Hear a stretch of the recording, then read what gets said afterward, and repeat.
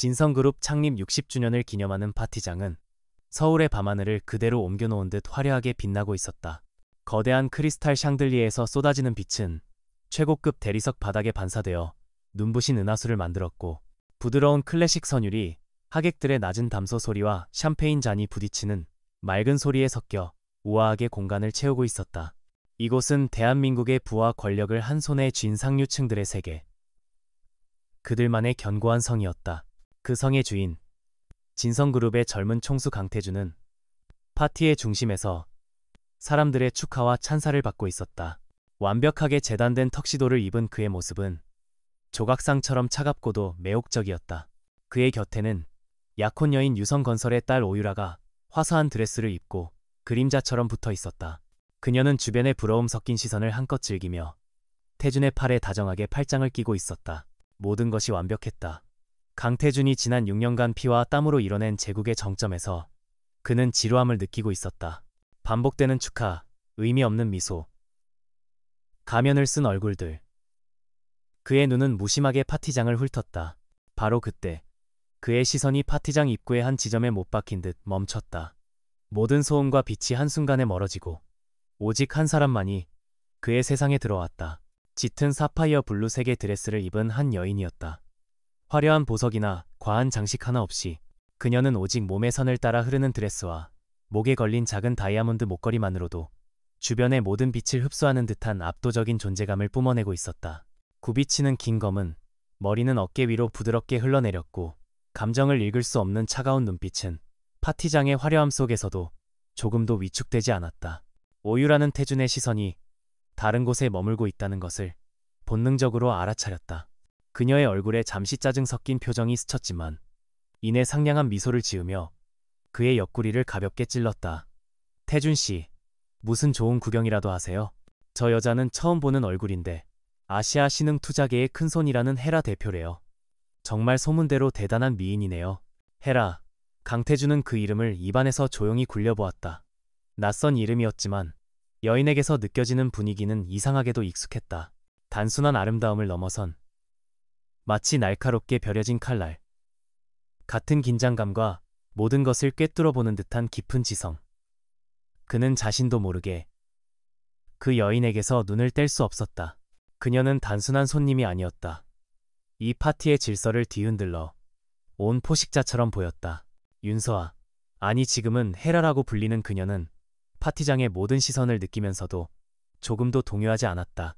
그녀의 심장은 강철로 만들어진 갑옷 안에 단단히 봉인되어 있었다. 6년 만에 다시 밟은 서울의 땅, 그리고 6년 만에 다시 마주한 강태준의 세계. 그녀는 복수를 위해 이곳에 돌아왔다. 과거에 순진하고 연약했던 윤서아는 그 비참했던 밤, 빗속에 버려지며 죽었다.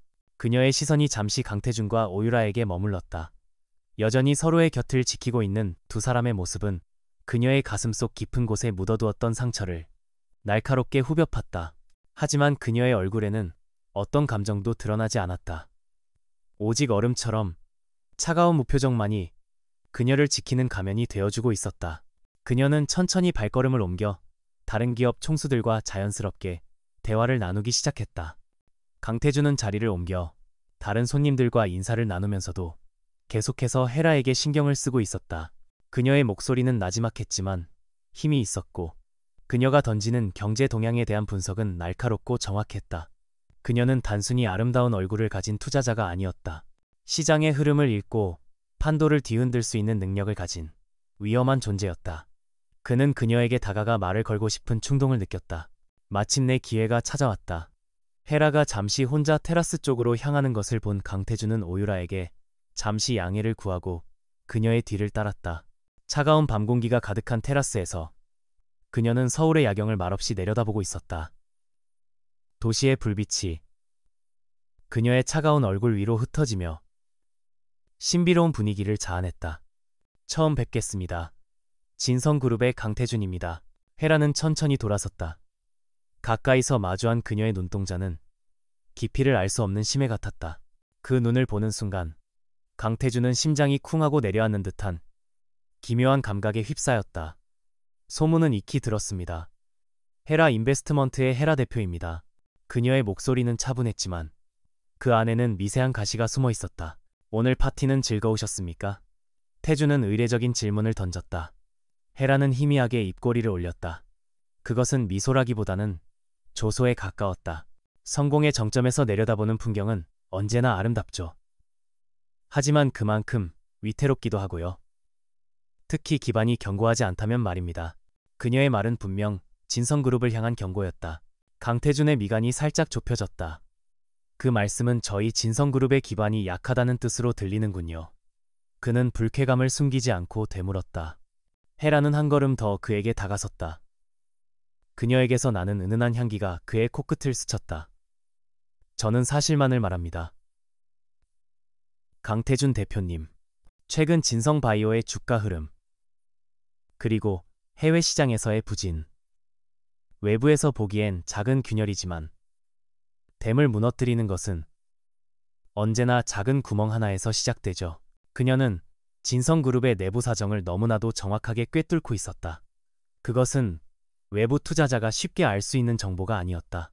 강태준은 눈앞의 여인에게서 강한 위기감과 동시에 떨쳐낼 수 없는 호기심을 느꼈다. 헤라 대표님께서는 저희 회사에 관심이 많으신 것 같군요. 혹시 적대적 인수를 염두에 두고 계신 겁니까? 헤라는 가볍게 웃음을 터뜨렸다. 그 웃음소리는 맑았지만 어딘가 서늘한 기운이 감돌았다. 적대적이라뇨. 저는 그저 가치 있는 것에 투자할 뿐입니다. 그리고 그 가치가 썩어가고 있다면 깨끗하게 도려내고 새로 시작하게 만드는 것도 투자의 일부라고 생각하고요. 그녀는 말을 마친 뒤 더 이상의 대화는 무의미하다는 듯 그를 스쳐 지나 파티장 안으로 다시 들어갔다. 홀로 남겨진 강태준은 차가운 난간을 짚었다. 짧은 대화였지만 온몸의 감각이 곤두서는 것 같았다. 그는 확신했다. 헤라는 단순한 투자자가 아니다. 그녀는 명백한 목적을 가지고 자신과 진성그룹에 접근했다. 그리고 그녀의 눈빛, 목소리, 그에게서 느껴지는 정체 모를 익숙함이 그의 머릿속을 혼란스럽게 만들었다. 6년 전 자신이 매몰차게 내쳤던 한 여자의 얼굴이 희미하게 떠올랐다. 파티가 끝나고 최고급 펜트하우스로 돌아온 윤서아는 화려한 드레스를 벗어 던지고 편안한 실내복으로 갈아입었다. 가면을 벗어 던진 그녀의 얼굴에 비로소 깊은 피로감이 어렸다. 그녀가 거실로 나오자 3명의 아이들이 소파에 나란히 앉아 그녀를 기다리고 있었다. 6살이라고는 믿기지 않을 정도로 침착하고 영특해 보이는 아이들이었다. 엄마, 오늘 파티는 어땠어요? 첫째 노아가 태블릿 PC에서 눈을 떼며 물었다. 화면에는 파티장의 실시간 보안 영상과 하객들의 신상 정보가 빼곡히 정리되어 있었다. 둘째 엘리아는 경제 채널을 보며 중얼거렸다. 강태준이 엄마한테 말을 걸었을 때 진성그룹 계열사 주식 몇 개가 미세하게 흔들렸어요. 시장이 둘의 만남을 주시하고 있어요. 막내 루나는 엄마의 얼굴을 빤히 쳐다보며 말했다. 엄마, 그 아저씨 앞에서 슬픈 표정 지으면 안 돼요. 우리는 강하다는 걸 보여줘야죠. 루나처럼요. 아이는 작은 주먹을 불끈 쥐어 보였다. 서아는 아이들의 모습에 옅은 미소를 지었다. 이 아이들이야말로 그녀가 지난 6년의 지옥 같은 시간을 버텨낸 이유이자 그녀의 가장 강력한 무기였다. 서아는 아이들을 차례로 안아주었다. 걱정 마. 엄마는 아주 잘하고 왔어. 강태준은 이제 막 혼란에 빠지기 시작했을 뿐이야. 우리가 던진 작은 돌멩이가 곧 거대한 파도를 일으키게 될 거야. 그녀의 목소리는 아이들을 향할 때 한없이 부드러웠지만 그 안에 담긴 의지는 강철처럼 단단했다. 그녀는 창가로 다가가 서울의 야경을 내려다보았다. 저 멀리 진성그룹의 거대한 빌딩이 오만한 빛을 내뿜고 있었다. 그녀는 6년 전 그날 밤을 떠올렸다. 임신 사실을 알리러 갔던 그에게서 돌아온 것은 차가운 외면과 잔인한 말들이었다. 내 아이일 리가 없어. 너 같은 여자의 말을 내가 믿을 것 같아? 당장 내 눈앞에서 사라져. 오유라가 조작한 거짓 증거 앞에서 그는 한치의 망설임도 없이 그녀를 버렸다. 뱃속에 3개의 작은 심장이 뛰고 있다는 사실도 모른 채 그날 이후 윤서아는 죽었다. 그리고 복수의 화신헤라가 태어났다. 그녀는 모든 것을 잃었던 바로 이 도시에서 모든 것을 되찾을 것이다.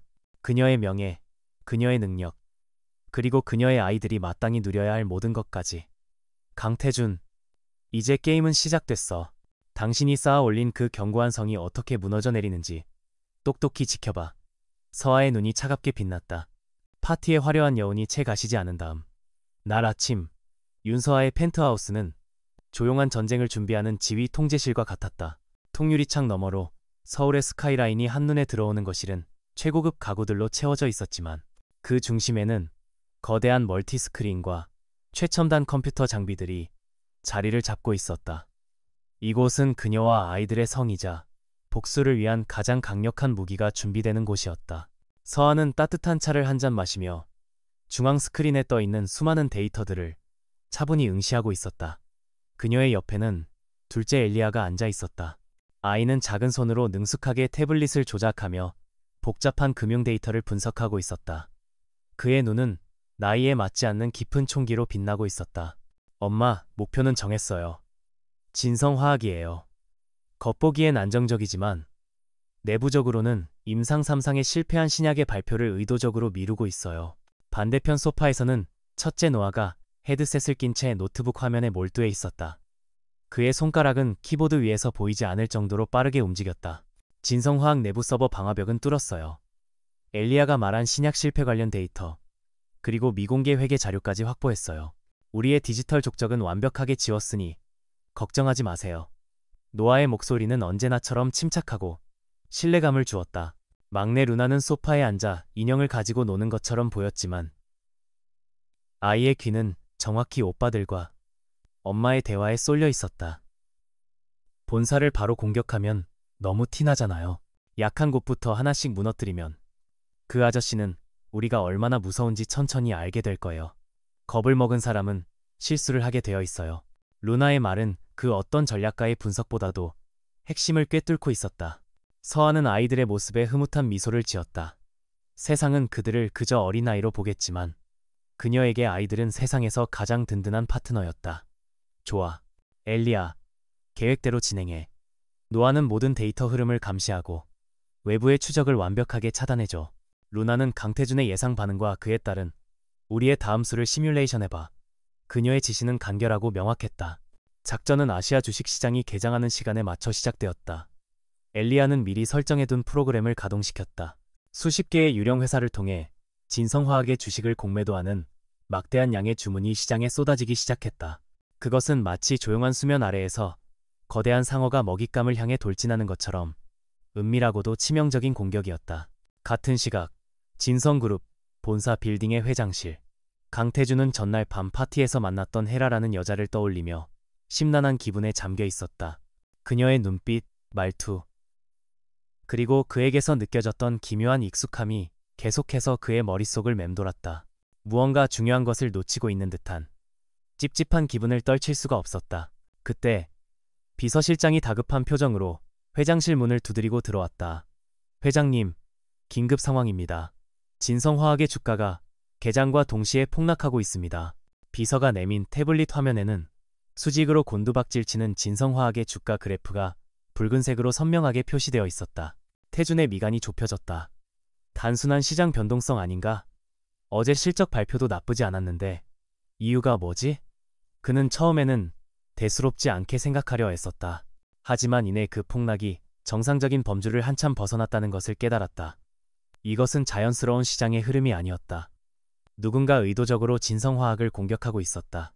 금융팀 분석 결과 정체불명의 거대 자본이 대량으로 공매도 물량을 쏟아붓고 있다고 합니다. 공격 시점과 방식이 너무나도 정교해서 마치 내부 정보를 미리 알고 있었던 것처럼 움직이고 있습니다. 비서실장의 보고를 받는 동안 태준의 머릿속에 한 사람의 얼굴이 섬광처럼 스쳐 지나갔다. 헤라. 어젯밤 그녀가 했던 말이 그의 귓가에 다시 울리는 듯했다. 댐을 무너뜨리는 것은 언제나 작은 구멍 하나에서 시작되죠. 그녀의 경고는 단순한 허세가 아니었다. 이것은 명백한 선전포고였다. 태준은 자리에서 벌떡 일어났다. 당장 금융팀 전원 비상 소집해. 공격 자금의 출처를 추적하고 방어에 총력을 기울여. 그리고 헤라 인베스트먼트. 그 회사에 대한 모든 것을 샅샅이 조사해. 먼지 한 톨까지 전부다. 그의 분노의 찬 목소리가 회장실을 가득 메웠다.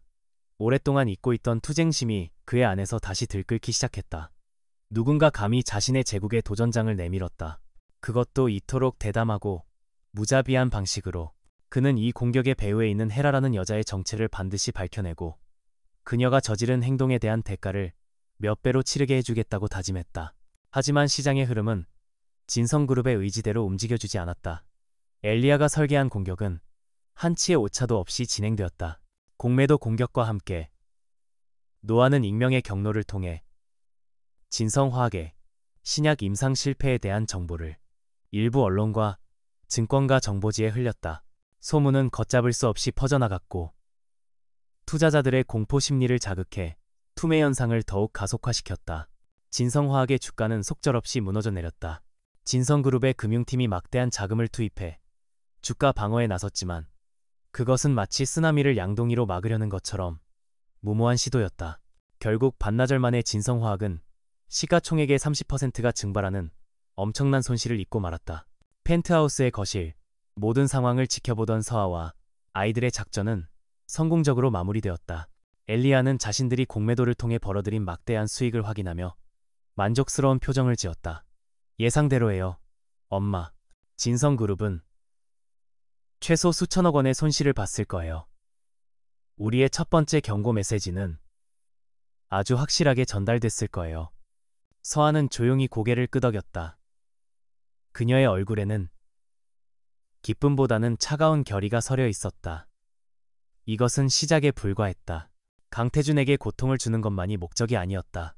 그가 자신의 발밑이 어떻게 무너져 내리는지, 자신이 믿었던 모든 것들이 어떻게 거짓과 위선으로 쌓아 올려진 모래성이었는지를 깨닫게 만들어야 했다.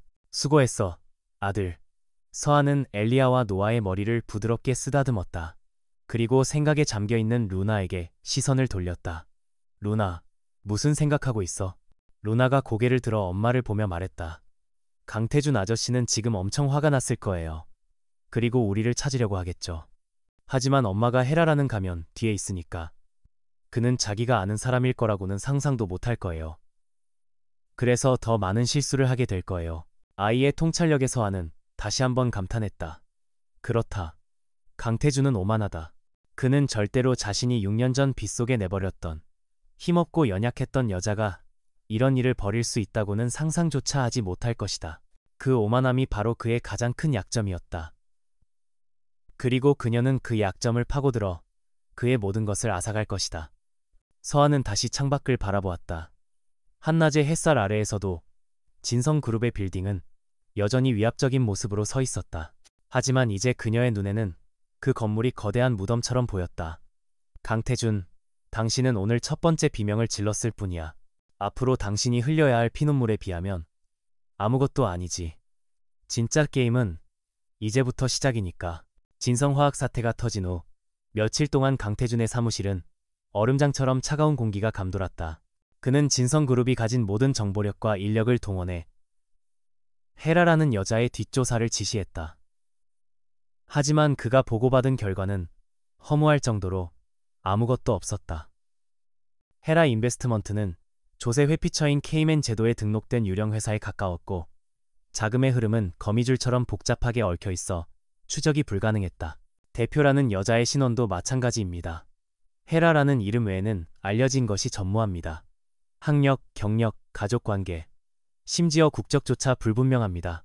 마치 지난 몇 년간 세상에 존재하지 않았던 사람 같습니다. 보고를 하는 비서실장의 목소리는 기어들어가고 있었다. 강태준은 주먹을 세게 쥐었다. 이렇게 완벽하게 정체를 숨길 수 있다는 것은 그녀의 배우의 상상을 초월하는 거대한 세력이 있다는 뜻이었다. 그는 잠시 눈을 감았다. 극심한 스트레스와 피로감 속에서 그의 머릿속에 아주 오래된 기억 하나가 안개처럼 피어올랐다.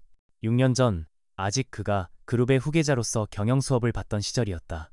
늦은 밤까지 사무실에 남아 거대한 프로젝트 서류 더미에 파묻혀 있을 때 따뜻한 커피 한 잔을 내밀던 사람이 있었다. 너무 무리하지 마세요, 팀장님. 건강이 제일 중요하잖아요. 부드럽지만 단단한 목소리, 영민하게 빛나던 눈동자, 그리고 그의 날카로운 신경을 언제나 편안하게 만들어주던 은은한 미소. 윤서아, 그의 팀에서 가장 유능하고 총명했던 사원.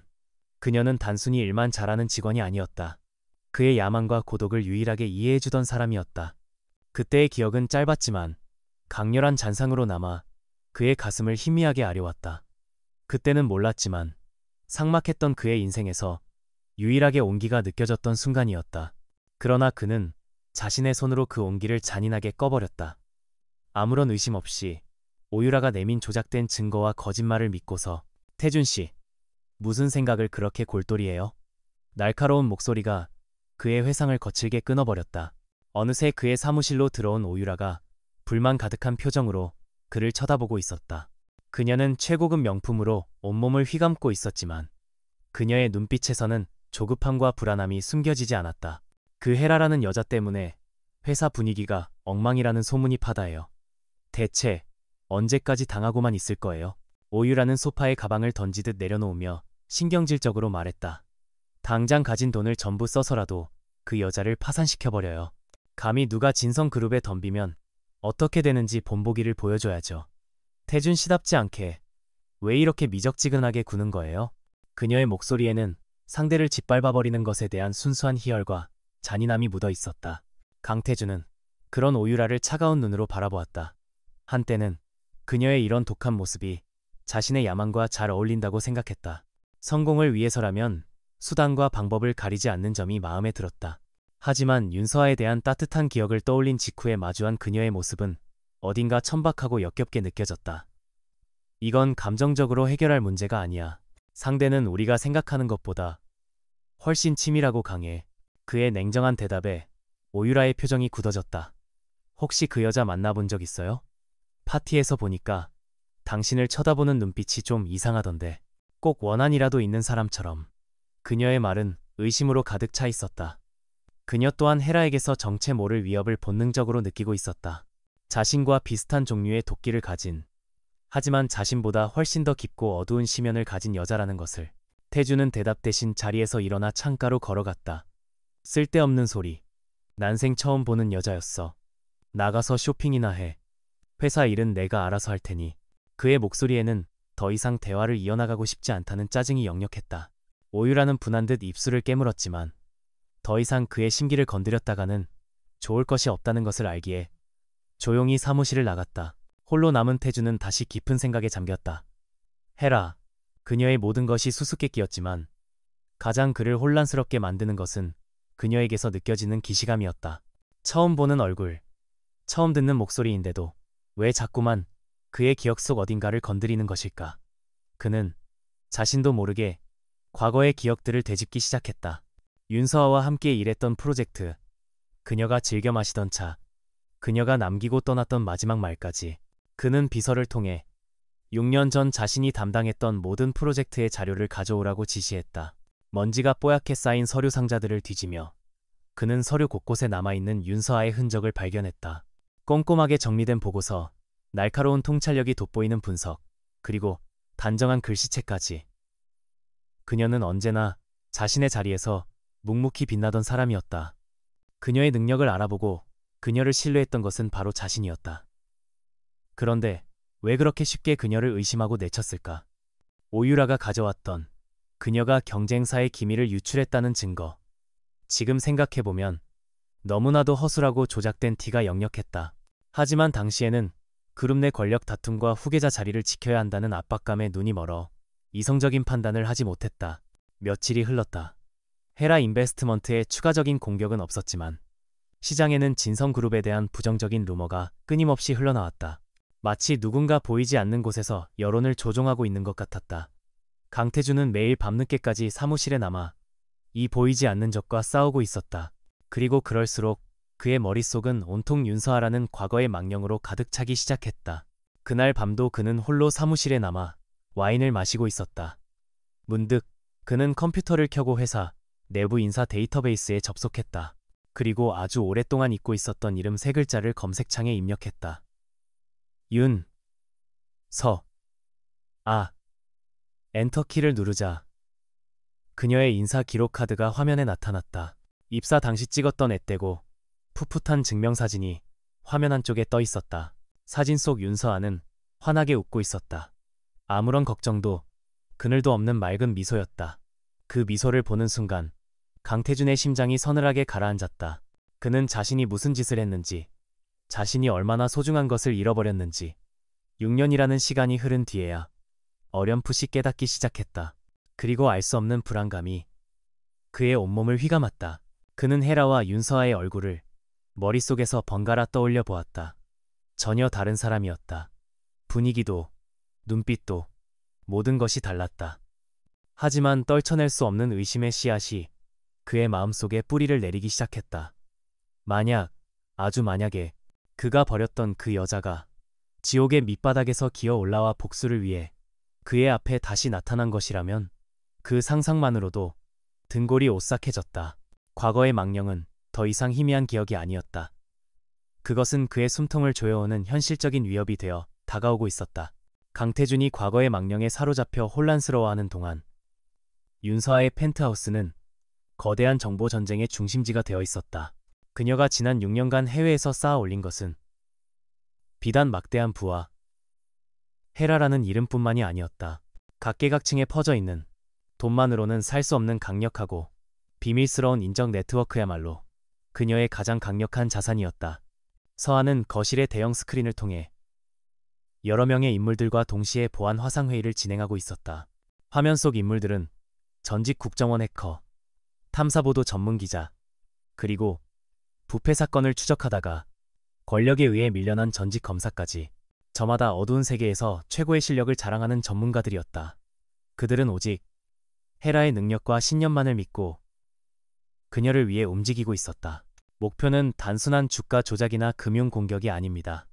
진성그룹 내부에 기생하며 회사를 좀먹고 있는 부패의 뿌리를 찾아내 뽑아버리는 것입니다. 특히 유성건설, 오유라의 지방과 관련된 모든 비자금 흐름과 불법적인 거래 내역을 확보해야 합니다. 서아의 목소리는 낮았지만 화면 너머의 모든 사람들을 집중시키는 힘이 있었다. 이것은 개인적인 복수를 넘어선 부패한 권력 구조를 향한 전쟁의 서막이었다. 회의가 끝나고 그녀는 자신을 기다리고 있던 아이들에게로 시선을 돌렸다. 새 아이는 이미 엄마의 다음 계획을 어렴풋이 짐작하고 있었다. 엄마, 이제 오유라 아줌마네 집을 공격할 차례예요? 막내 루나가 초롱초롱한 눈으로 물었다. 그 아이의 순수한 얼굴에서 나오는 날카로운 질문에 서아는 희미하게 미소 지었다. 정확해, 루나. 뱀의 머리를 치기 전에 그 뱀이 독을 숨기고 있는 둥지부터 공격해야지. 바로 그때 노아가 다급하게 외쳤다. 엄마, 신호가 잡혔어요. 진성그룹과 유성건설 임원들 사이에 암호화된 통신 채널에서 특이한 데이터 패킷이 오가고 있어요. 지금 막 해독을 끝냈는데 아무래도 대규모 부동산 계약을 서두르고 있는 것 같아요.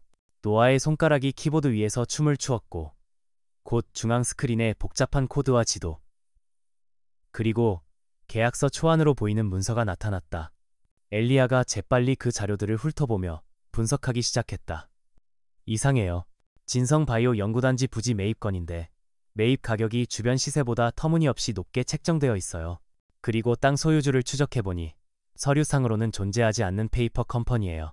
엘리아는 몇 번의 클릭만으로 페이퍼 컴퍼니의 자금 흐름을 역추적했고 이내 그 끝이 오유라의 아버지 오 회장과 연결되어 있다는 사실을 밝혀냈다. 전형적인 비자금 조성 수법이었다. 쓸모없는 땅을 페이퍼 컴퍼니를 통해 사들인 뒤 정치권에 로비하여 개발 부지로 용도를 변경하고 계열사인 진성그룹에 몇 배나 부풀린 가격으로 되팔아 막대한 차익을 챙기는 방식. 그리고 그 건설 계약은 당연하다는 듯이 유성건설이 수의 계약으로 따낼 예정이었다. 모든 것이 완벽하게 짜인 각본이었다. 루나가 스크린에 떠있는 인물 관계도를 손가락으로 가리키며 말했다. 지금 모두의 시선이 헤라와 진성화학 사태에 쏠려 있으니까 지금이 자기들끼리 돈을 빼돌릴 가장 좋은 기회라고 생각하는 거예요. 욕심이 많아지면 사람은 부주의해지기 마련이죠. 아이의 통찰력은 어른의 그것을 뛰어넘고 있었다. 그들은 자신들의 탐욕 때문에 스스로 덫안으로 걸어들어오고 있었다. 서아의 눈이 차갑게 빛났다. 이것은 하늘이 준 기회였다. 단순히 거래를 방해하여 금전적인 손실을 입히는 것은 하수들이나 하는 짓이다. 그녀는 더 큰 그림을 그리고 있었다. 아니, 이 거래를 막으면 안 돼. 오히려 예정대로 진행되도록 내버려 둬야 해. 그녀의 말에 아이들이 의아한 표정으로 그녀를 쳐다보았다. 덫을 놓았으면 사냥감이 가장 깊숙이 들어와 안심할 때까지 기다려야 하는 법이란다. 그녀는 즉시 자신의 비밀 네트워크를 다시 가동시켰다. 박 기자님, 해당 부지의 과거 토지 대장과 용도 변경 과정에 어떤 정치인이 개입했는지 알아봐 주세요. 증거는 제가 보내드린 보안 채널로만 넘겨주시고요. 그리고 전직 검사를 향해서는 과거 유성건설이 비슷한 방식으로 수주했던 다른 국책 사업들, 그 과정에서 발생했던 뇌물 공여 혐의들을 다시 한번 샅샅이 뒤져주십시오. 이번 건과 연결할 고리가 분명히 있을 겁니다. 이제 남은 것은 결정적인 증거, 즉 스모킹건을 확보하는 것이었다. 디지털 데이터는 얼마든지 조작 의혹을 받을 수 있다. 그들의 입에서 직접 나온 목소리, 그들의 손으로 서명한 이면, 계약서 같은 빼도 박도 못할 증거가 필요했다. 그 임무는 자연스럽게 노아에게 돌아갔다. 노아야, 오 회장이 사용하는 모든 통신기기와 사무실, 그리고 차량까지 도청 및 감시망을 구축할 수 있겠니? 법의 경계를 넘나드는 위험한 일이라는 걸 알아. 노아는 안경을 고쳤으며 자신만만하게 대답했다. 걱정 마세요, 엄마. 그들의 보안 시스템은 제게는 어린애, 장난감 수준이에요. 그들이 나누는 모든 대화, 심지어 숨소리 하나까지 전부 녹음해서 엄마에게 가져다 줄게요. 아이의 목소리에는 자신의 능력에 대한 확고한 자신감이 넘쳐 흘렀다. 계획이 진행되는 동안 서아는 잠시 혼자만의 시간을 가졌다. 복잡한 작전 속에서도 그녀는 엄마였다. 밤이 깊어지자 루나가 조용히 그녀의 방으로 들어왔다. 엄마, 잠이 안 와요? 아이는 그녀의 옆에 앉아 물었다.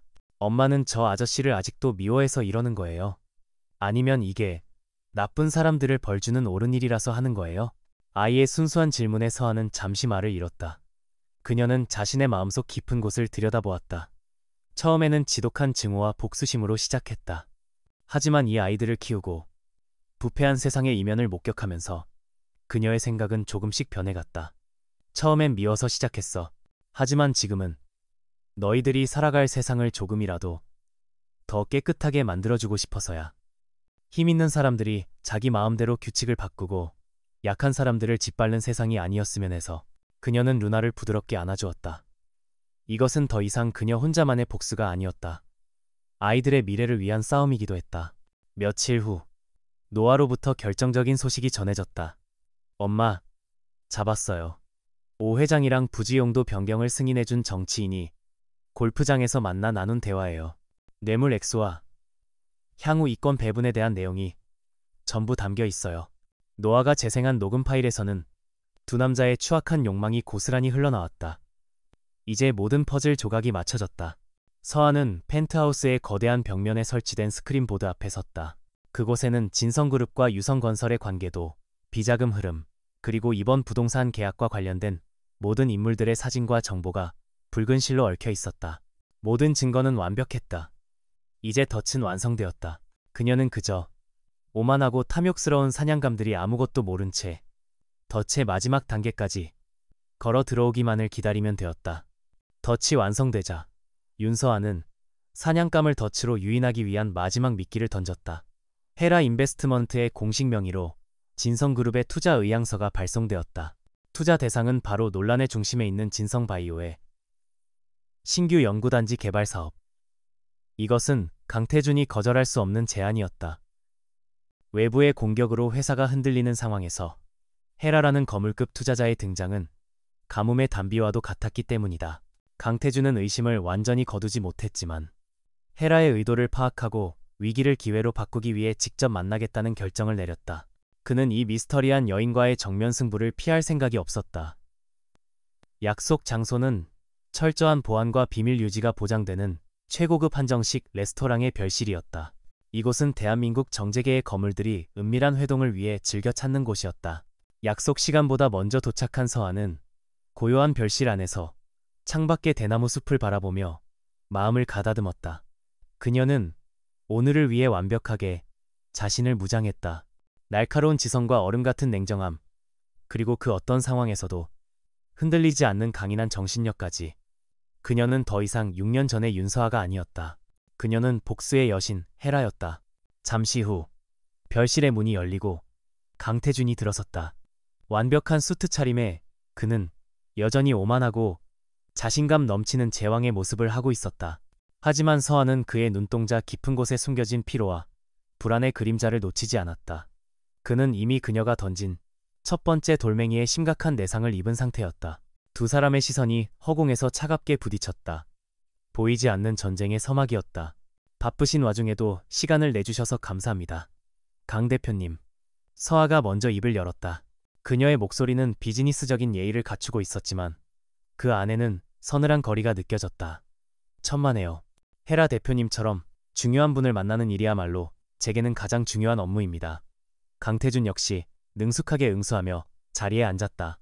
테이블 위로 팽팽한 긴장감이 흘렀다. 식사가 준비되는 동안 두 사람은 탐색전을 벌이듯 대화를 이어갔다. 서아는 진성바이오의 미래 가치와 성장 가능성에 대해 이야기하면서도 교묘하게 핵심적인 약점들을 날카롭게 찔렀다. 신규 연구단지 부지 선정 과정에서 잡음이 좀 있었던 걸로 압니다. 투자자의 입장에서 리스크 관리는 가장 중요한 요소입니다. 이 부분에 대해 명확한 해명을 들을 수 있을까요? 강태준은 잠시 당황했지만 이내 노련하게 받아쳤다. 그것은 일부 언론의 악의적인 부풀리기일 뿐입니다.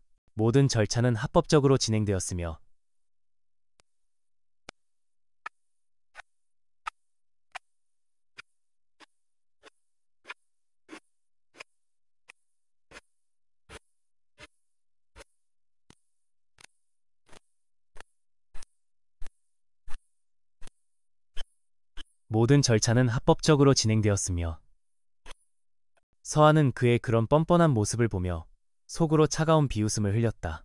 당신이 얼마나 더 그 가면을 쓰고 버틸 수 있을지 어디 한번 지켜보자고. 대화는 점점 더 깊숙한 곳으로 파고들었다. 서아는 마치 그의 머릿속을 들여다보는 것처럼 그가 가장 곤란해할 만한 질문들만 골라서 던졌다. 재무 구조의 취약점, 핵심 연구 인력의 이탈 문제, 그리고 유성건설과의 불투명한 내부 거래 의혹까지. 강태준은 점차 수세에 몰리고 있었다. 그는 마치 거대한 거미줄에 걸린 곤충처럼 빠져나가려 발버둥 칠수록 더욱 옴짝달싹 못하게 되는 자신을 발견했다. 바로 그때였다. 대화가 최고조의 긴장감에 이르렀을 때 별실의 미닫이 문이 조심스럽게 열렸다. 레스토랑 지배인이 몹시 난처한 표정으로 고개를 숙였다. 죄송합니다. 대표님. 잠시 착오가 있었습니다. 다른 방 손님의 아이들이 길을 잃어서. 그의 말꼬리가 흐려지며 그 뒤로 작은 아이 3명이 모습을 드러냈다. 노아, 엘리야, 그리고 루나. 아이들은 마치 약속이라도 한 듯 똑같은 디자인의 옷을 입고 나란히 서 있었다. 노아는 호기심 가득한 눈으로 방 안을 둘러보았고 엘리야는 어른스러운 표정으로 상황을 파악하고 있었으며 루나는 그저 말없이 강태준을 빤히 쳐다보고 있었다. 모든 것은 노아가 레스토랑의 예약 시스템을 해킹하고 루나가 특유의 친화력으로 직원들을 구슬려 완벽하게 연출해낸 우연이었다. 강태준의 시간은 그 순간 멈춰버렸다.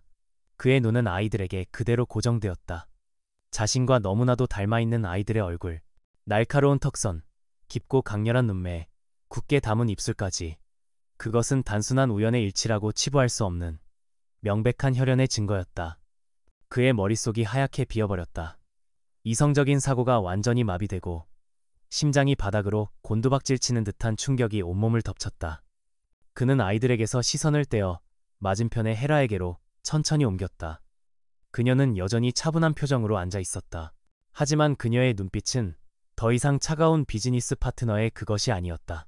그곳에는 지난 6년간 켜켜이 쌓아 올린 깊은 슬픔과 원망, 그리고 서늘한 분노가 담겨 있었다.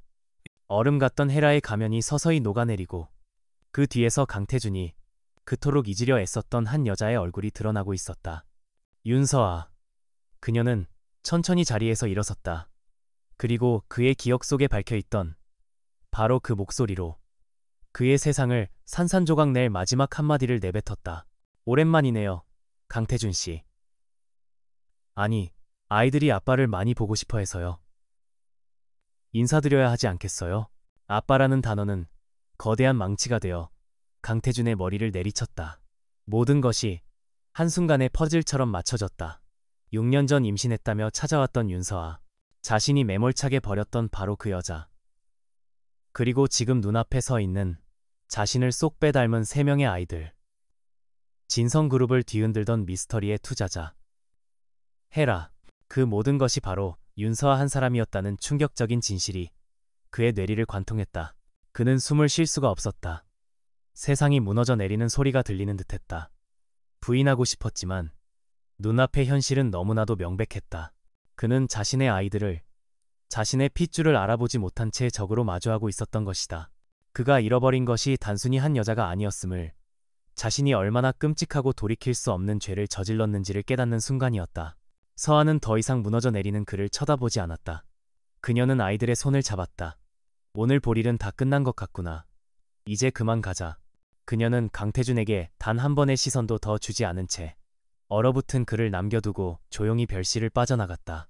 텅 빈 방 안에 홀로 남겨진 강태준은 주저앉을 기력조차 없이 망연자실한 표정으로 그녀가 사라진 문만 멍하니 바라볼 뿐이었다. 그의 견고했던 세계는 그렇게 완전히, 그리고 소리 없이 무너져 내렸다. 윤서아와 아이들이 사라진 별실 안, 강태준은 세상의 모든 소리가 차단된 듯한 정막 속에서 얼마나 오래 서 있었는지 알 수 없었다. 그의 머릿속은 거대한 폭풍이 휩쓸고 간 것처럼 황폐했다. 윤서아의 얼굴, 자신을 닮은 아이들의 얼굴, 그리고 아빠라고 불렀던 그 목소리가 뒤섞여 그의 이성을 마비시켰다. 그는 비틀거리며 레스토랑을 빠져나왔다. 밤의 차가운 공기가 그의 뺨을 스쳤지만 그의 내면에서 들끓는 혼돈을 잠재우기에는 역부족이었다. 그는 목적지도 없이 차를 몰았다. 익숙한 서울의 야경이 낯설게만 느껴졌다. 그의 머릿속은 단 하나의 질문으로 가득 차 있었다. 어째서? 그는 미친 사람처럼 운전대를 내리치며 소리쳤다. 모든 것이 거짓말이라고. 윤서아가 자신의 복수를 위해 꾸며낸 잔인한 연극이라고 믿고 싶었다. 하지만 아이들의 얼굴이 그를 빼닮은 그 명백한 증거가 그의 마지막 부정마저 허락하지 않았다. 결국 그의 차가 멈춰선 곳은 약혼녀 오유라가 살고 있는 최고급 빌라 앞이었다. 그는 이 모든 비극의 시작점에 서 있는 그녀에게서 답을 찾아야만 했다. 그는 비틀거리는 걸음으로 그녀의 집문을 두드렸다. 평소의 냉정하고 계산적인 모습은 온데간데 없었다. 그는 지금 상처 입은 짐승과 같았다. 늦은 밤 갑작스러운 그의 방문에 놀란 오유라는 이내 그의 헝클어진 모습을 보고 심상치 않은 일이 벌어졌음을 직감했다. 태준씨, 이 시간에 어쩐 일이에요? 안색이 왜 그래요? 그녀는 걱정스러운 표정을 지어 보이며 그의 팔을 잡았다. 하지만 강태준은 그녀의 손을 거칠게 뿌리쳤다. 윤서아가 돌아왔어. 아이들과 함께. 내 아이들이야. 그의 말에 오유라의 얼굴이 순간적으로 하얗게 질렸다. 하지만 그녀는 노련한 배우였다. 그녀는 금세 충격받은 표정을 지으며 되물었다. 네, 그게 무슨 말이에요? 그 여자가 아이들을 데리고 나타났다고요? 세상에, 태준씨. 그건 분명 함정이에요. 당신과 진성을 무너뜨리기 위해 그 여자가 꾸민 짓이라고요. 어떻게 그 여자의 말을 믿을 수가 있어요? 그녀는 눈물을 글썽이며 그의 가슴에 매달렸다. 6년 전 일을 잊었어요? 그 여자가 우리 회사 기밀을 빼돌리려 했던 배신자잖아요. 그런 여자가 낳은 아이가 어떻게 태준씨 아이일 거라고 확신해요? 이건 말도 안 돼요. 오유라는 교묘하게 그의 분노를 윤서아에게로 돌리려 애썼다. 그녀의 연기는 완벽에 가까웠다. 하지만 이미 의심의 씨앗은 강태준의 마음속 깊이 뿌리를 내린 뒤였다. 아이들의 얼굴이 뇌리에서 떠나지 않았다. 그는 오유라의 눈을 똑바로 쳐다보았다. 그녀의 눈동자가 미세하게 흔들리는 것을 그는 놓치지 않았다. 정말이야? 6년 전 그 일, 네가 나에게 보여준 모든 증거들, 거기에 조금의 거짓도 없다고 맹세할 수 있어? 오유라는 그의 날카로운 추궁에 잠시 말을 잃었지만 이내 서럽게 울음을 터뜨렸다. 어떻게 나한테 그런 말을 할 수가 있어요? 나는 태준 씨를 위해서 그런 건데 나보다 그 여자를 더 믿는 거예요 지금? 그녀의 완벽한 피해자 연기 앞에서 강태준은 더 이상 아무것도 물을 수 없었다. 그는 혼란스러운 머리를 감싸쥔 채 그녀의 집을 뛰쳐나왔다. 오유라의 반응은 그의 의심을 확신으로 바꾸어 놓았다. 그녀는 과도하게 방어적이었고 진실을 말하는 사람의 당당함이 없었다. 그는 더 이상 그 누구도 믿을 수 없었다. 오직 자신의 눈으로 직접 진실을 확인해야만 했다. 그는 차 안에서 떨리는 손으로 단 한 사람에게 전화를 걸었다. 자신이 유일하게 믿는 사람, 아주 어릴 적부터 자신을 그림자처럼 보좌해온 김비서였다. 다음 날, 강태준은 외부에는 병가를 냈다는 핑계를 대고 외부와 모든 연락을 끊었다. 그와 김비서는 아무도 모르는 비밀스러운 장소에서 6년 전의 기록들을 다시 펼쳐보았다. 오유라가 건넸던 윤서아가 경쟁사 스파이와 접선하는 장면이 담긴 사진, 회사 기밀을 유출했다는 증거로 제출되었던 데이터 로그, 그리고 결정적인 증언을 했던 직원의 진술서까지. 예전에는 분노와 배신감에 눈이 멀어보지 못했던 것들이 차가운 이성으로 다시 살펴보니 곳곳에서 허점이 드러나기 시작했다. 회장님, 이 사진은 뭔가 이상합니다. 사진 속 시각은 밤 10시인데 윤서아 씨의 그날 출퇴근 기록을 보면 저녁 7시에 이미 퇴근한 것으로 되어 있습니다. 그리고 이 데이터 로그, 저희 회사 보안팀 출신 해커에게 분석을 의뢰한 결과 외부에서 조작되었을 가능성이 매우 높다는 답변을 받았습니다. 김 비서의 보고는 계속되었다. 결정적인 증언을 했던 박 대리라는 직원은 증언 직후에 막대한 퇴직금을 받고 회사를 그만둔 뒤 곧바로 해외로 이민을 갔습니다. 그의 행방을 수소문해보니 출국 직전 그의 계좌로 유성건설과 관련된 페이퍼 컴퍼니로부터 거액의 돈이 입금된 사실을 확인했습니다. 모든 조각들이 하나의 그림을 가리키고 있었다. 이것은 완벽하게 조작된 음모였다. 강태준은 떨리는 손으로 책상을 짚었다. 숨을 쉬기조차 힘들었다. 자신이 얼마나 어리석고 눈이 먼 장님이었는지를 깨달았다.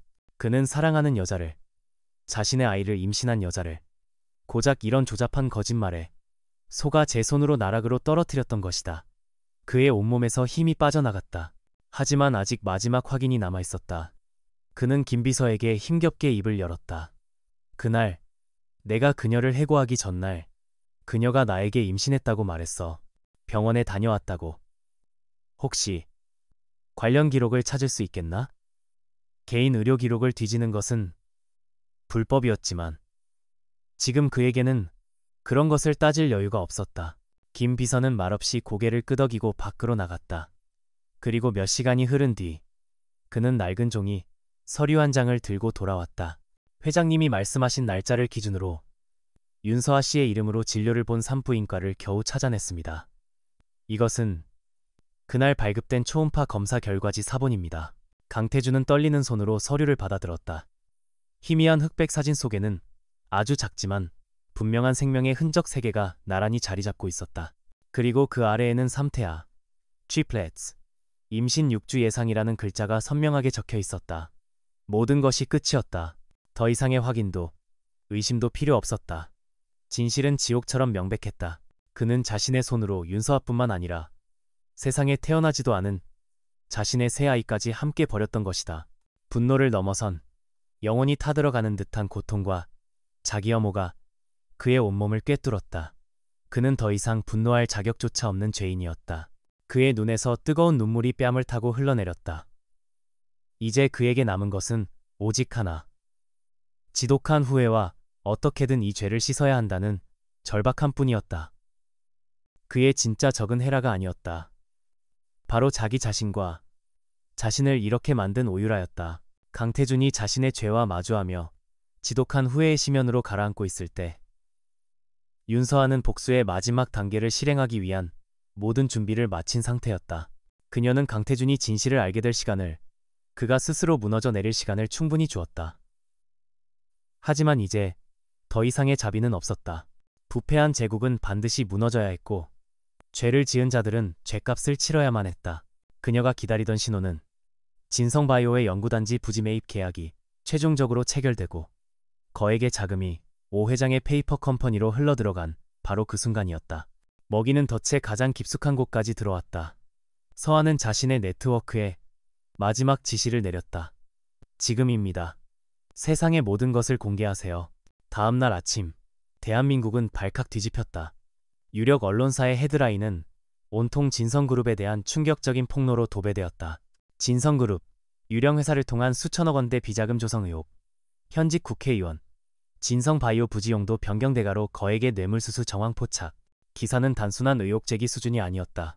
기사에는 오 회장과 정치인의 뇌물 거래가 담긴 녹취록 전문이 그대로 실려 있었고 페이퍼 컴퍼니의 자금 흐름을 한눈에 볼 수 있는 회계 장부 사본, 그리고 진성그룹 내부에서 이 모든 거래를 주도한 인물로 지목된 최인규 전무의 서명이 담긴 이면 계약서까지 빼도 박도 못할 증거들이 고스란히 담겨 있었다.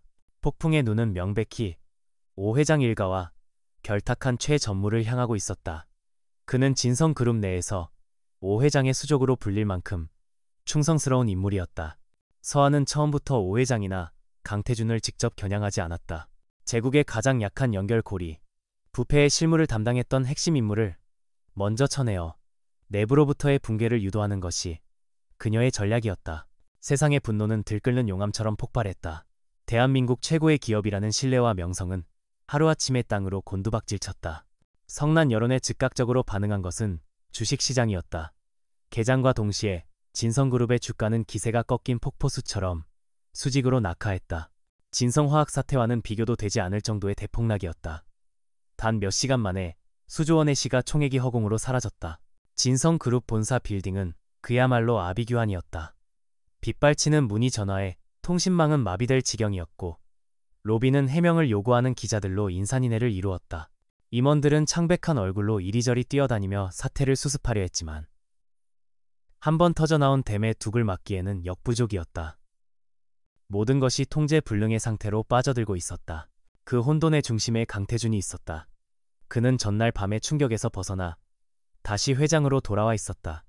하지만 그의 분위기는 완전히 달라져 있었다. 이전의 오만함과 날카로움은 사라지고 그 자리에는 모든 것을 체념한 듯한 차가운 침묵이 자리 잡고 있었다.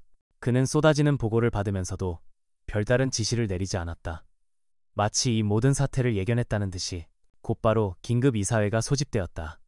회의실의 공기는 살얼음판처럼 팽팽했다. 평소 강태준에게 눌려 지내던 이사들은 이때다 싶어 날선 비난을 쏟아내기 시작했다. 이게 대체 어떻게 된 일입니까? 강 회장, 회사 이미지가 바닥을 치고 주가는 폭락하고 있습니다.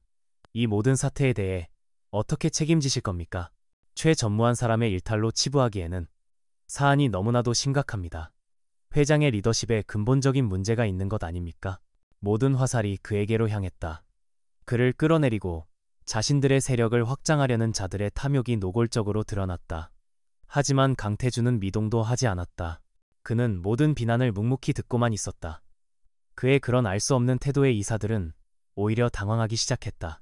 그들은 그가 분노하거나 변명하거나 혹은 어떻게든 사태를 무마하려 할 것이라 예상했었다. 마침내 강태준이 입을 열었다. 그의 목소리는 낮고 건조했다. 이번 사태에 대한 책임은 전적으로 저에게 있습니다. 변명의 여지가 없습니다. 그는 잠시 말을 멈추고 회의실에 앉은 모든 이사들을 천천히 둘러보았다.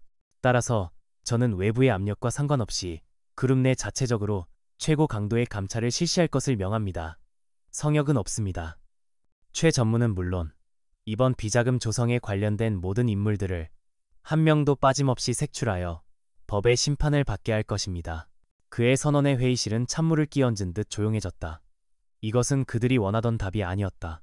그들은 적당히 최 전무를 꼬리 자르게 하고 강태준의 리더십에 흠집을 내는 선에서 사태를 마무리하고 싶었다. 하지만 강태준은 아예 판 자체를 뒤엎으려 하고 있었다. 성역 없는 감사. 그 말은 자신들 중 누군가도 그 칼날을 피하지 못할 수 있다는 의미였다. 한편 오유라와 그녀의 아버지는 자신들의 저택에서 발을 동동 구르며 패닉에 빠져 있었다. 모든 증거가 너무나도 명백했다. 최 전무가 검찰에 소환되는 것은 이제 시간 문제였다. 아버지, 어떻게 해요? 최 전무 입에서 우리 얘기가 나오면 끝장이에요. 당장 태준 씨한테 연락해서 어떻게든 막으라고 하세요. 검찰이고 언론이고 돈으로 다 막을 수 있잖아요. 오 회장은 곧바로 강태준에게 전화를 걸어 윽박질렀다. 강서방, 지금 뭐하고 있는 건가? 당장 이 사태를 덮지 못해. 자네와 우리 집안은 한 배를 탄 몸이야. 우리가 무너지면 자네도 무사하지 못해. 하지만 전화기 너머로 들려온 강태준의 목소리는 얼음처럼 차가웠다. 장인어른, 저는 진실을 밝힐 뿐입니다. 죄를 지었으면 죄값을 치르는 것이 마땅하지 않겠습니까? 그 말을 끝으로 전화는 끊겼다. 오유라와 오 회장은 망연자실한 표정으로 서로를 쳐다보았다. 강태준이 변했다. 그는 더 이상 자신들의 방패막이가 아니었다. 오히려 자신들을 향해 칼을 겨누고 있었다. 그 순간 그들은 자신들이 거대한 함정에 빠졌음을 깨달았다. 그들을 벼랑 끝으로 몰고 있는 것은 헤라뿐만이 아니었다. 그들이 가장 믿었던 강태준마저 등을 돌린 것이다. 그날 밤 강태준은 텅 빈 회장실에 홀로 앉아 있었다. 창밖으로는 진성그룹을 향한 세상의 분노가 폭풍처럼 몰아치고 있었다. 그의 제국은 뿌리부터 흔들리고 있었고 그의 자리 또한 위태로웠다. 하지만 그의 눈에는 두려움이 없었다. 오직 지독한 결의만이 이글거리고 있었다. 윤서아가 시작한 이 폭풍을 그는 피하지 않을 것이다. 오히려 이 폭풍을 이용해 썩어 빠진 모든 것을 도려내고 무너뜨릴 것이다. 설령 그 끝에 자기 자신이 파멸한다 할지라도 그것이 그가 그녀와 아이들에게 속죄할 수 있는 유일한 길이었다. 진성그룹에 대한 강도 높은 감찰이 시작되고 최 전무가 검찰에 구속되면서 오유라와 그녀의 아버지는 벼랑 끝으로 내몰렸다. 강태주는 차갑게 등을 돌렸고 그들이 수십 년간 쌓아 올린 부와 권력의 성은 모래성처럼 무너져 내리고 있었다. 언론은 연일 그들의 비리를 대서특필했고 검찰의 소환 조사가 코앞으로 다가왔다. 법의 그물망은 그들의 숨통을 서서히 그리고 확실하게 조여오고 있었다. 절망적인 상황 속에서 이성을 잃은 오유라의 눈에 아기의 찬 광기가 번뜩이기 시작했다. 그녀는 더 이상 잃을 것이 없다고 생각했다. 아버지, 이대로 앉아서 당할 수만은 없어요. 법이나 돈으로는 저들을 이길 수 없어요. 그렇다면 저들의 가장 약한 부분을 공격해야 해요. 그녀의 목소리는 뱀처럼 차갑고도 간사했다. 그녀의 시선은 윤서아의 아이들을 향해 있었다. 오 회장은 처음에는 기겁하며 반대했다. 유라야, 제정신이냐. 아이를 건드리는 건 선을 넘는 짓이야. 그러다가는 우리 모두 영원히 사회에서 매장당하고 말 거다. 하지만 이미 파멸 직전에 몰린 그의 이성 또한 정상이 아니었다. 오유라는 그런 아버지를 집요하게 설득했다. 아이 하나만 잡고 있으면 윤서아는 모든 걸 포기할 수밖에 없어요. 모든 죄를 자기가 뒤집어쓰고 우리를 풀어주게 만들 수 있다고요. 결국 부녀는 돌이킬 수 없는 강을 건너기로 결심했다. 그들은 자신들의 비자금 중 일부를 이용해 과거 뒤처리를 해주던 전직 형사 출신의 심부름센터 업자를 고용했다. 그들의 계획은 어설프고도 잔인했다. 윤서아의 아이들 중 하나를 납치한 뒤 그것을 빌미로 그녀에게 모든 것을 포기하라고 협박하는 것. 그것이 그들이 생각해낸 마지막 발악이었다. 하지만 그들의 모든 움직임은 이미 윤서아의 손바닥 안에 있었다. 펜트하우스의 지휘 통제실. 노아는 자신들이 사는 빌딩 주변의 모든 통신망과 CCTV를 감시하고 있었다. 엄마, 이상한 점이 발견됐어요. 며칠 전부터 우리 빌딩 주변을 맴도는 수상한 차량이 있어요. 그리고 우리 집 가사도우미의 휴대폰으로 신분을 위장한 해킹 시도가 있었고요.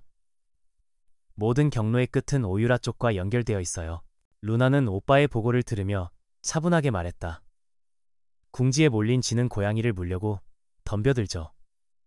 저 사람들은 이제 남은 카드가 없어요. 그래서 가장 원시적이고 어리석은 방법을 선택한 거예요. 우리를 노리고 있는 게 분명해요. 아이의 눈빛은 상황의 심각성을 꿰뚫어보고 있었지만 그 어디에도 두려움은 없었다. 오히려 차가운 분노와 계산이 자리 잡고 있었다.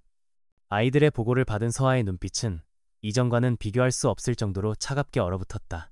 다른 모든 것은 용서할 수 있어도 자신의 아이들을 건드리는 것은 절대 용납할 수 없는 영린이었다. 그녀의 안에서 잠자고 있던 모성의 분노가 깨어났다. 좋아, 저들이 원하는 대로 놀아주지.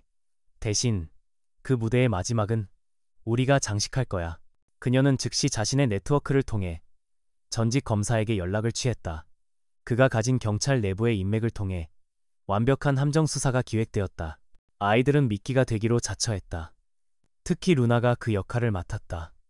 아이는 연기력과 담대함에 있어서는 어른을 능가했다. 계획은 아이들이 평소처럼 경호원들과 함께 박물관으로 야외 활동을 나가는 것이었다. 대부분의 경호 인력은 사복 경찰로 채워졌다. 작전 당일, 루나는 평소처럼 밝은 모습으로 박물관을 구경했다. 하지만 아이의 모든 감각은 주변의 공기 흐름 하나까지 놓치지 않으려 곤두서 있었다. 펜트하우스에서는 노아와 엘리아가 위성과 소형 드론을 통해 현장의 모든 상황을 실시간으로 서아와 경찰 지휘부에 전송하고 있었다. 모든 것이 완벽하게 통제된 연극이었다. 마침내 납치범들이 움직이기 시작했다. 그들은 루나가 잠시 화장실에 가기 위해 경호원과 떨어진 틈을 노렸다. 어설픈 인상착의의 남자 2명이 아이에게 다가와 다정한 목소리로 말을 걸었다. 얘야, 엄마가 저쪽에서 너를 찾고 있단다. 아저씨들이 데려다 줄게. 그들은 루나의 작은 팔을 잡고 박물관의 인적이 드문 비상계단 쪽으로 아이를 이끌었다. 루나는 계획대로 겁에 질린 표정을 지으며 순순히 그들을 따라갔다. 아이의 심장은 두근거렸지만 그것은 공포가 아닌 차가운 흥분 때문이었다. 비상계단의 문이 닫히는 순간 남자들은 본색을 드러냈다. 조용히 따라와. 소리 지르면 다친다. 한 남자가 아이의 입을 막으려 손을 뻗는 바로 그 순간이었다. 모두 움직이지 마. 손들어. 사방에 숨어 있던 수십 명의 경찰 특공대원들이 순식간에 나타나 그들을 포위했다. 당황한 납치범들은 저항할 틈도 없이 바닥에 제압당했다. 모든 상황은 수초 만에 끝이 났다. 현장에 있던 모든 카메라는 이 장면을 하나도 빠짐없이 녹화하고 있었다. 루나는 태연하게 경찰의 보호를 받으며 현장을 빠져나왔다. 인근 경찰서로 연행된 납치범들은 얼마 버티지 못하고 모든 것을 자백했다. 그들은 어차피 돈 때문에 얽힌 관계일 뿐 오유라를 위해 자신들의 인생을 바칠 생각은 없었다. 오유라 사장이 시켰습니다. 아이를 납치해오면 평생 먹고 살 돈을 주겠다고 약속했습니다. 그들의 자백은 모두 영상으로 기록되었고 이제 오유라의 범죄를 입증할 증거는 차고 넘쳤다. 같은 시각 자신의 저택에서 초조하게 소식을 기다리던 오유라의 휴대폰이 울렸다.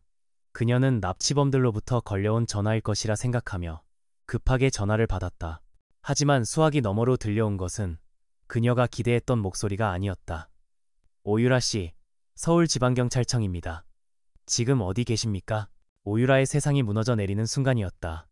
그녀가 상황을 파악하기도 전에 육중한 소리와 함께 저택의 현관문이 부서지며 경찰 병력이 들이닥쳤다. 차갑고 위압적인 표정의 형사팀장이 그녀의 앞으로 다가와 차가운 목소리로 말했다. 오유라 씨, 당신을 미성년자 약취 유인 미수 혐의로 긴급 체포합니다. 당신은 변호사를 선임할 수 있으며 형사의 말이 끝나기도 전에 차가운 금속의 감촉이 그녀의 손목을 감쌌다. 철컥하는 소리와 함께 수갑이 채워지는 순간 오유라의 얼굴은 믿을 수 없다는 충격과 완전한 절망으로 하얗게 굳어버렸다.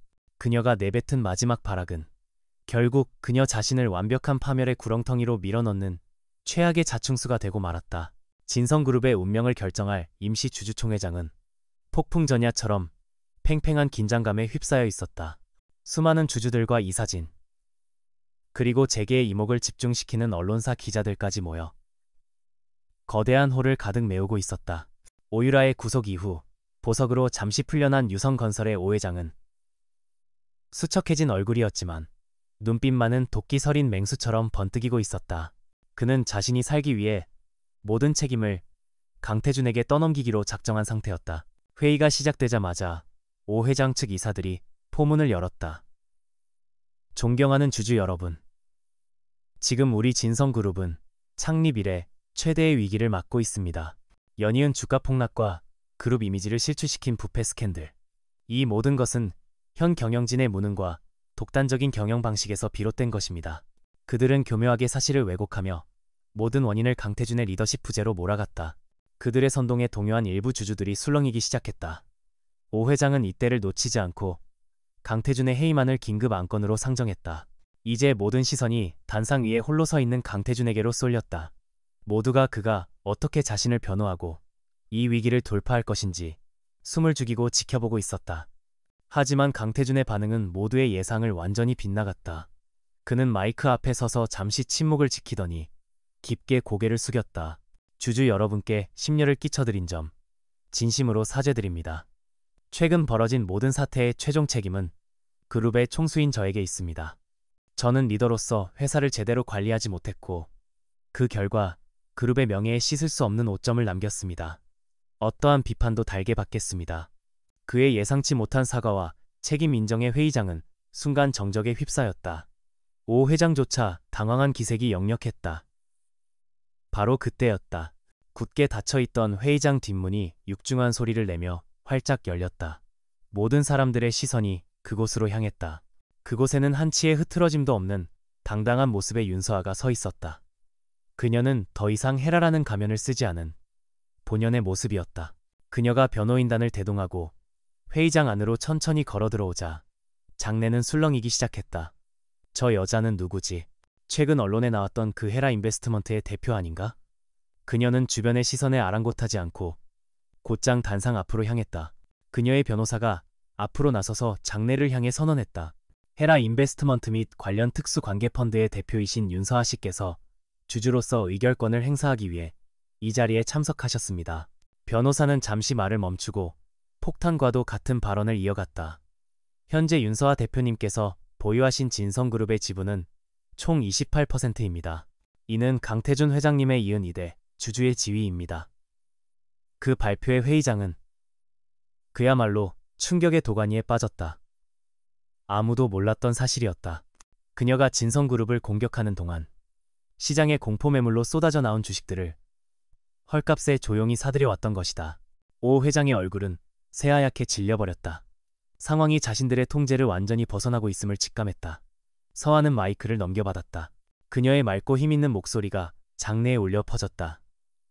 6년 전, 저는 이 회사의 평범한 직원이었습니다. 하지만 저는 유성건설 오만석 회장과 그의 딸 오유라 씨가 파놓은 함정에 빠져 기업 스파이라는 누명을 쓰고 억울하게 해고당했습니다. 그녀의 말이 끝나자마자 회의장 대형 스크린에 6년 전의 증거들이 나타났다. 조작된 사진, 위조된 데이터 로그, 그리고 거짓 증언을 했던 직원이 오 회장 측으로부터 거액의 돈을 받은 계좌 내역까지 모든 진실이 적나라하게 공개되었다. 서아의 폭로는 거기서 끝나지 않았다. 그들은 저를 회사에서 내쫓는 것만으로는 만족하지 못했습니다. 제가 가진 진실을 영원히 묻어버리기 위해 저를 교통사고로 위장하여 살해하려고까지 했습니다. 스크린에는 당시 뺑소니 사고 기록과 돈을 받고 범행을 저질렀다고 자백하는 운전기사의 영상 증언이 재생되었다. 장내는 경악으로 가득 찼다. 그리고 며칠 전 그들은 제 아이들을 납치하려 했습니다. 자신들의 죄를 덮기 위해 6살밖에 안 된 아이들을 상대로 비열한 범죄를 저지르려 한 것입니다. 스크린에는 납치 미수 현장이 담긴 선명한 CCTV 영상과 범인들이 모든 것을 오유라가 지시했다고 자백하는 취조 영상이 연달아 상영되었다. 오 회장은 자리에서 벌떡 일어나 미친 사람처럼 소리쳤다. 거짓말. 전부 저 여자가 꾸며낸 거짓말이야. 저걸 믿는 거야. 하지만 그의 발악은 공허한 외침일 뿐이었다. 그때 침묵을 지키던 강태준이 다시 앞으로 나섰다. 그는 서아의 옆에 서서 그녀의 모든 주장을 뒷받침했다. 윤서아 씨가 한 말은 모두 사실입니다. 저는 그들의 거짓말에 완벽하게 속았고 제 손으로 끔찍한 실수를 저질렀습니다. 그리고 제가 속아 넘어간 그 시간 동안 진성그룹은 오만석 회장 일가의 사금고로 전락하여 속부터 썩어 들어가고 있었습니다. 그는 자신이 그동안 비밀리에 조사하여 확보한 유성건설의 수천억 원대 횡령과 배임, 그리고 정관계 로비에 대한 증거 자료들을 스크린에 추가로 공개했다. 회의장이 아수라장이 된 바로 그 순간 뒷문이 다시 한번 열렸다. 이번에는 검찰 수사관들과 경찰들이었다. 그들은 망설임 없이 곧장 오 회장과 그와 결탁한 이사들에게로 다가가 차가운 목소리로 말했다. 오만석 씨, 당신을 횡령, 배임, 살인교사, 그리고 미성년자 약취유인 교사 혐의로 체포합니다. 수갑이 채워지는 소리가 회의장을 울렸다. 수많은 카메라 플래시 속에서 한때 재계의 거물이었던 자들의 추악한 제국은 그렇게 막을 내렸다. 모든 소동이 정리된 후 강태준의 해임안이 다시 상정되었다. 강태준은 스스로 마이크를 잡고 말했다. 저는 오늘부로 진성그룹의 회장직에서 물러나겠습니다. 저의 과거의 과오에 대한 책임을 지고 평사원의 자세로 돌아가 저의 죄를 씻겠습니다. 하지만 서아가 그의 사임을 받아들이면서도 해임안에는 반대표를 던졌다. 그리고 새로운 안건을 제시했다. 진성그룹의 정상화를 위해 이대 주주인 제가 직접 경영에 참여하는 비상경영위원회 체제로의 전환을 제안합니다. 그녀의 제안은 주주들의 압도적인 찬성으로 통과되었다. 서아는 마침내 모든 것을 되찾았다. 그녀는 이제 복수를 위한 칼날이 아닌 무너진 제국을 다시 일으켜 세울 새로운 리더로서 단상 위에 섰다. 저 멀리 주주들 사이에 서 있는 강태준과 그녀의 시선이 마주쳤다. 그 눈빛 속에는 사랑도 미움도 아닌 복잡한 회한과 존중, 그리고 함께 짊어지고 가야 할 미래의 무게가 담겨 있었다. 심판의 날은 끝났다. 그리고 새로운 시대의 막이 오르고 있었다. 심판의 날을 방불케 했던 주주총회가 끝나고 몇 달의 시간이 흘렀다. 폭풍이 휩쓸고 간 진성그룹은 윤서아가 이끄는 비상경영위원회 체제 아래에서 뼈를 깎는 구조조정과 혁신의 과정을 거치고 있었다. 부패의 온상이었던 임원들은 모두 축출되었고 그 자리에는 윤서아가 직접 발탁한 유능하고 깨끗한 인재들이 채워졌다. 그녀는 과거의 낡은 관행들을 모두 폐기하고 투명하고 합리적인 경영 시스템을 도입했다. 강태준이 사용하던 거대하고 권위적인 회장실은 그녀의 스타일에 맞게 미니멀하고 실용적인 공간으로 바뀌어 있었다. 그곳에서 그녀는 복수의 화신 헤라가 아닌 냉철하고 비전 있는 리더 윤서아로 존재했다. 직원들은 처음에는 그녀를 두려워했지만 곧 그녀의 공정한 일처리 방식과 회사를 살리려는 진심 어린 노력에 마음을 열고 그녀를 따르기 시작했다. 시장의 신뢰도 서서히 회복되고 있었다. 한편 강태준은 세상의 중심에서 완전히 물러나 조용한 삶을 살고 있었다. 그는 검찰 조사에 적극적으로 협조한 점과 스스로 모든 책임을 지고 경영 일선에서 물러난 점 등이 참작되어 집행유예와 거액의 벌금형을 선고받았다. 그는 항소하지 않고 모든 판결을 받아들였다. 화려했던 펜트하우스를 처분하고 지금은 서울 근교의 작은 집에서 홀로 지내고 있었다. 그는 지난 몇 달간 오직 자기 자신과 마주하는 시간을 보냈다. 자신의 오만함이 얼마나 많은 사람들에게 상처를 주었는지, 자신의 어리석은 판단이 어떤 비극을 낳았는지 처절하게 반성했다. 권력과 불안은 허울을 모두 벗어던지고 나니 비로소 그는 자신이 얼마나 공허하고 망가진 인간이었는지를 깨달을 수 있었다.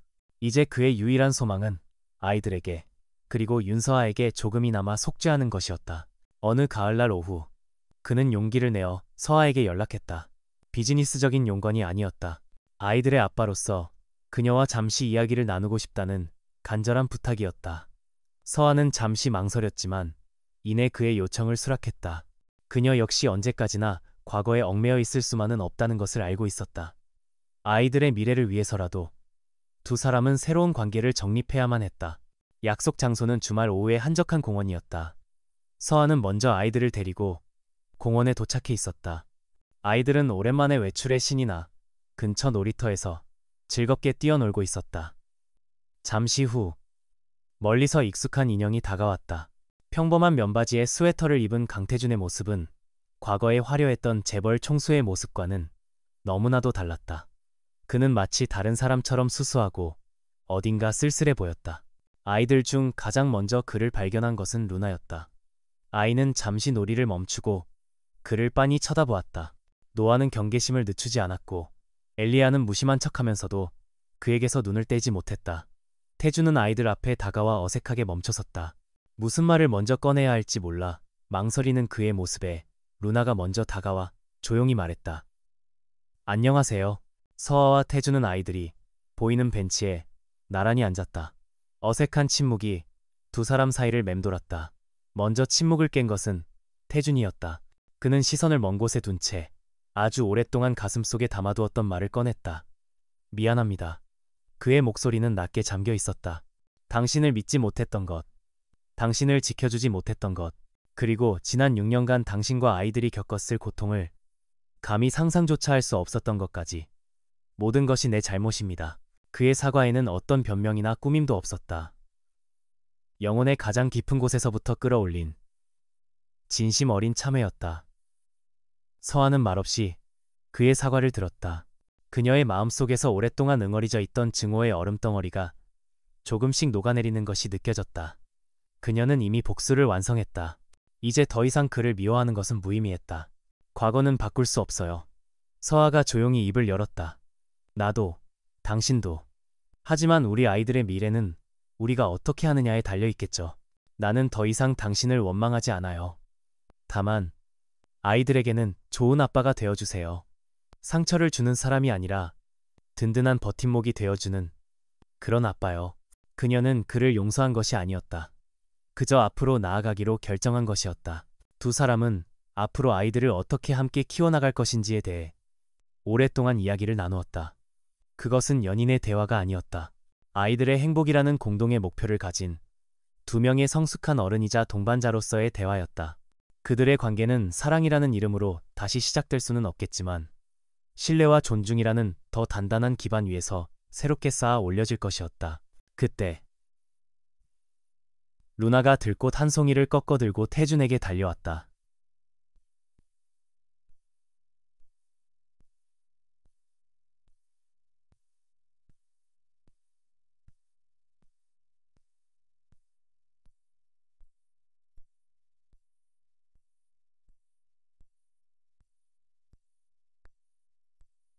그 순간 그의 눈에서 뜨거운 눈물이 흘러내렸다. 아이가 건넨 작은 온기에 그가 짊어지고 있던 모든 죄의 무게가 조금은 가벼워지는 것 같았다. 그는 아이의 눈높이에 맞춰 몸을 낮추고 처음으로 아이의 머리를 부드럽게 쓰다듬었다.